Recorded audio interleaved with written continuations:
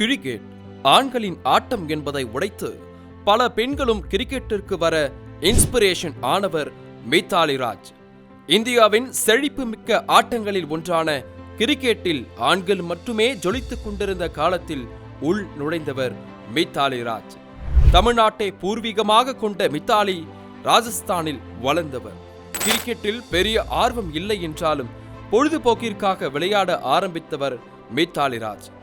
10 வயதில் கிரிக்கெட் மட்டையை எடுத்தவர் 2022 அதற்கு ஓய்வு அளித்திருக்கிறார்.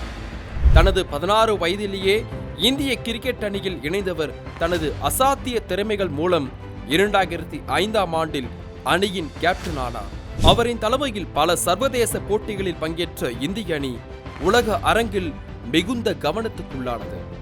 2005, 2017 உலகக்கோப்பை போட்டிகளில் மித்தாலி தலைமையிலான அணி இறுதிச் சுற்று வரை முன்னேறி கவனம் ஈர்த்தது. One day match, test match, T20 என எந்த போட்டியானாலும் ரன்களை அடித்து குவிக்கும் இந்திய வீராங்கனை மித்தாலி ராஜ் சர்வதேச மகளிர் ஒருநாள் கிரிக்கெட் போட்டிகளில் அதிக ரன்களை குவித்து வரும் மித்தாலி ராஜ் தான் தொடர்ச்சியாக 7 அரை சதங்கள் பதிவு செய்தது 1000 ரன்களை கடந்த முதல் இந்திய வீராங்கனை போன்ற அவரின் சாதனைகள் லேடிஸ் சச்சின் என்ற பட்டத்தை பெற்று தந்தது. சச்சின் கிரிக்கெட்டுக்குள் நுழைந்த அதே 16 வயதில்தான் மித்தாலியும் நுழைந்தார்.